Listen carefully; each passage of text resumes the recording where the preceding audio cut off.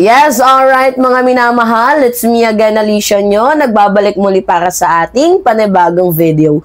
So ngayon, pag-usapan, aray mo. So nagsalita na naman ng matandang hukluban, oo, na mukhang hindi ata to napagbigyan sa pwesto, kaya parang tila baga, ang inaatake niya ngayon ay ang administrasyon. Yes, so nagsalita siya. Ang sabi niya, kung meron daw pong delikadesa, itong si President Bongbong Marcos, dapat mag-resign daw po ito. Dahil it's his command responsibility. Lahat ng mga gulong ito nanggagaling sa tao niya. Sa tao nga ba ni President Bongbong Marcos or baka sa dating mga tauhan ni former President Rodrigo Roa Duterte na ini-expose lang ngayon ni PBBM dahil nagtatrabaho siya ng maayos at gusto niyang malaman ng mamamayang Pilipino kung ano nga ba ang totoong ibig sabihin ng transparency, ng accountability. Alright, so ito yung video mga minamahal. Ipanood muna natin sa inyo. Grabe si Singson, no? Sobrang bitter. Ewan ko ba kung anong napasok sa utak na itong hukluban na to. Okay, sige, malapit naman siyang kasuhan. Di ba mga minamahal? Alright. Pero sa... Ano pa po yung gusto nyong sabihin sa kanya? Well, ang gusto kong sabihin sa kanya, ngayon lang nangyari itong mga graft and corruption na pinakamalaki. Wait, ngayon lang nangyari yung graft and corruption na pinakamalaki, pero kanino bang administrasyon ang tinutukoy dito?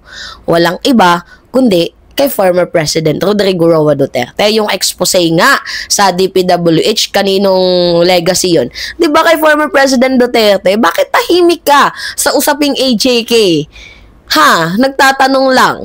Di ba kung gusto mong expose yung corruption, bakit hindi mo expose yung pulong na merong 51 billion? Yung 7 graphs, 7 article of impeachment ni Vice President Sara Duterte, bakit hindi yun yung ini-expose mo kung ayaw mo ng korupsyon? Di ba nakakaloka, mga minamahal? Kasi kung lumalabas siya, naglabas siya, naghabi, pero para sa akin, kung may delikadesa siya, dapat mag-resign siya dahil siya ang it's his command responsibility. Lahat ng gulong ito nanggaling sa mga tao niya eh. So nanggaling sa tao niya, hindi pa natin alam kung ano naman yung probinsya niya. Dahil sila tatlong pinakamalaking flood control. So, masyadong gawin pang repair, hindi na pwede. Paano maniniwala ng tao sa kung walang isang salita ang isang tao? Walang maniniwala dyan. Hindi na siya pwede. Okay. So the only way, for delikadesa, mag-resign siya dahil wala na kinabuha sa mga bataan, tuloy-tuloy ito. Takipan. Ibig sabihin, yung mga nangyari, wala na. Walang pinapuntahan eh. Nagsalita yung taong merong issue sa corruption. Tingnan yun, taas ng double standard niya, no, mga minamahal. Okay, nasa na ba yun yung topic natin? Nakakaloka. Okay, sige. Basahin natin yung sinabi niyang tawag dito. Command responsibility daw. Sige, dyan tayo mag-focus ngayon. Tanong, nasan daw ang delikadesa ni PBBM? Ibalik natin sa kanya yung tanong mga minamahal. Noong nakarang administration, nauuso at sikat yung extrajudicial killings, yung corruption, 'di ba? Yung pambubuli sa West Philippine Sea. Bakit hindi mo yun i-call out? Ha? 'Di ba? Kasi as a tawag dito, nakikipaglaban, anti-corruption, bakit hindi mo yun i-call out? Bakit parang tila baga naka-cover up mo? Kina-covered up mo? Diba nakakaloka mga minamahal? Yung ginawang korupsyon ni former President Duterte, bakit tahimik ka lang noon? Ha? Ngayon na lumabas na yung katotohanan, gusto mong pag-resignin si President Bongbong Marcos, nabubunyag na ngayong mga katiwalian?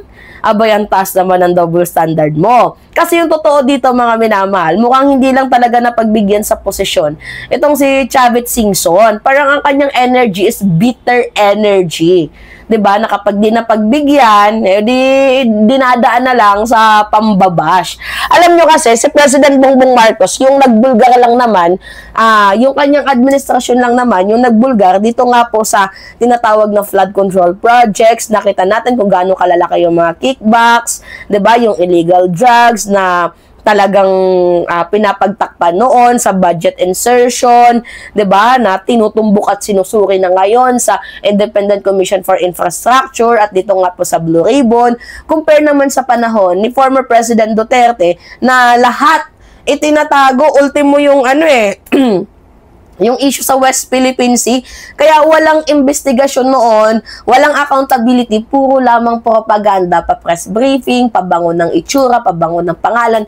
Yan yung ginagawa nung panahon ni former President Duterte. So ngayon, kung tatanungin natin ulit, itong si Singson, sino nga ba ang totoong merong delikadesa? 'Di ba na si PBBM nilantad niya ang baho kahit sarili niyang hanay, 'di ba? Nilantad niya yung baho o yung mga taong puro lang dakdak. 'Di ba? Wala namang ambag, kundi magpa-press statement lang, tapos yung kanilang statement is talagang merong lasang inggit. 'Di ba mga minamahal, sinabi ni Chavit na command responsibility daw ni President Bongbong Marcos lahat. Pero teka, stop muna tayo dyan sa command responsibility. Hindi ba mas malaking command responsibility ay ang mga panahon ng administrasyon kung saan nagsimula ang bulok na sistema? Di ba yun yung mas malaking command responsibility? Kasi kung totoong tunay na may malasakit ka sa gobyerno, dapat tinutulungan mo si President Bongbong Marcos sa kanyang reforma. Hindi yung di ka na nga nakatulong, tumutulong ka pa sa paninira. Ang problema kasi sa'yo, Chavit, gusto mo lagi kang bida. Bida-bida yarn. Diba? Pero sorry hindi na uso kasi yung old kinds of trapo politics sa bansang Pilipinas.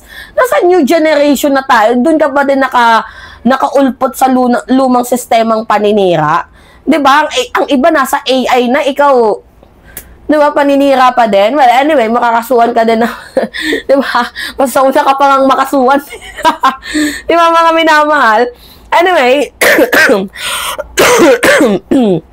sorry. Habang busy si President Bongbong Marcos sa mga foreign trips niya, 'di ba? Focus siya sa pagpapa-improve ng bansang Pilipinas. Merong ibang mga politician diyan na kanyang pinaglilingkuran na hanggang photo ops lang. 'Di ba? O tingnan niyo yung issue ngayon sa West Philippine Sea. Hindi nagpapakatuta si President Bongbong Marcos dito sa China. Pinagtatanggol niya yung ating sariling bahura. O, 'di ba? Yung pinatanggal niya yung floating barriers na mismong ibang bansa pa yung tumulong sa atin na tawag dito na i-call out 'yon. Talagang humanga sa ginawa ni President Bongbong Marcos sa kanyang diplomatikong pamamaraan without provocation na hindi mag-cause ng war. 'Di ba? Dapat ganon. Yan yung tunay na leadership. Tahimik pero mayroong prinsipyo. Hindi loud pero wala namang resulta. So, hindi sa nagpapagamit pero naglilingkod itong si President Bongbong Marcos. Ngayon, kung tatanungin natin itong si Chavit Singson, sino ba yung ipapalit kung sakaling matanggal si President Bongbong Marcos? Si Sara Duterte? Na walang ibang ginawa kundi mag-travel abroad? Na walang ibang ginawa kundi sumayaw ng TikTok? Mas umattend pa sa Halloween party kaysa umattend sa budget hearing? Kung saan mas kinakailangan ng kanyang sagot ng mamamayang Pilipino? Yun ba yun? I'm just asking. Diba? So, let's be real, mga minamahal. President Bongbong Marcos is working very hard. He's cleaning up the mess that left behind by the others, just like the Duterte administration. At kung meron mang biktima sa reformang ito, sila yung mga mga minamahal na nasasaktan dahil natanggalan sila ng influence. Yan yung totoo dyan. Yung mga pa-victim effects, sila yan. Oo, kasi natanggalan sila ng influence, natanggalan sila ng name, natanggalan sila ng fame, and actually natanggalan sila ng, what do you call this, sa gobyerno, upuan sa gobyerno. Kasi naamoy kayo Diba? Gambling. Negosyo mo. Yun yung pinakaayaw ni President Bongbong Marcos. Yung usapan sa gambling. Diba? Nakakaloka.